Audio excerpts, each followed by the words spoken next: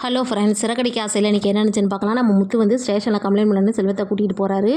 அங்கே இந்த மாதிரி ஒய்ஃபை காணா அப்படின்னு சொல்லிட்டு இருக்கிறப்பே கரெக்டாக வந்துட்டு செல்வம் சொல்கிறாரு, அங்கே பாரு சத்யா நிற்கிறான் அப்படிங்கவும், சார் இவர் தான் சார் எங்கள் அக்கா வீட்டுக்காரு, இவர் தான் ஏதாவது பண்ணி எங்கள் அக்காவை ஏதோ பண்ணிட்டாரு அப்படிங்கிற மாதிரி சொல்லவும், நானே செம்ம டென்ஷனில் இருக்கேன் மீனா உட்காந்து, நீ வேறு கோவத்தை கிளப்பாத அப்படின்னு சொல்லி சண்டை போட்டுட்ருக்காங்க.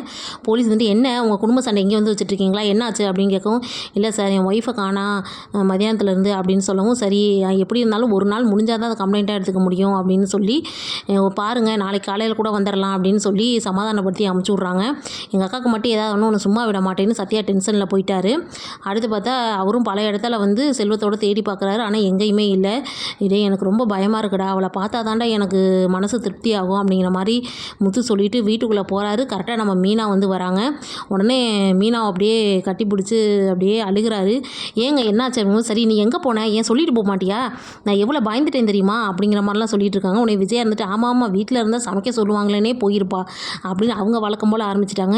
இல்லைங்க இங்கே பக்கத்தில் தாங்க நான் போனேன் போது உன்னை காணான்னு நான் ஸ்டேஷனுக்குலாம் வேறு போனேன் அப்படின்னு வேறு சொல்கிறாங்க. ஏங்க ஸ்டேஷனுக்குலாம் வேறு போனீங்க? நான் பக்கத்தில் தானே போனேன், ஏன் இப்படிலாம் பண்ணீங்க அப்படின்னு திருப்பி அவங்க கேட்குறாங்க. வீட்டில் யார்கிட்டையும் சொல்லிட்டு போகல, அப்புறம் எனக்கு பயமாக இருக்காதா அப்படிங்கிற மாதிரிலாம் சொல்லிட்டு இருக்காங்க. இல்லை ஏன்னா வீட்டில் சொல்லிட்டு தான் போனேன் அப்படின்னு சொல்கிறாங்க. யார்கிட்ட சொல்லிட்டு போனேங்க? இல்லை நான் ஸ்ருதிகிட்ட சொல்லிட்டு போனேன் அப்படின்னு. இந்த மாதிரி பக்கத்தில் வந்து அவங்க ஃப்ரெண்ட்ஸ் வந்துட்டு பூ கட்டுற வேலை இருக்குது, கும்பாபிஷேகம் நடக்கனால அதனால் கூட வான்னு சொன்னாங்க, அதனால தான் நான் சொல்லிட்டு போனேன் அப்படிங்கவும். கரெக்டாக அந்த நேரம் வந்து ஸ்ருதியும் வராங்க. என்ன ஸ்ருதி உங்ககிட்ட தான் சொல்லிட்டு போனேங்கவும், அவங்க வந்து என்கிட்டே அப்படின்னு கேட்குறாங்க. ஏன்னா அவங்க வந்து ஹெட்ஃபோன் மாட்டியிருந்தாங்க.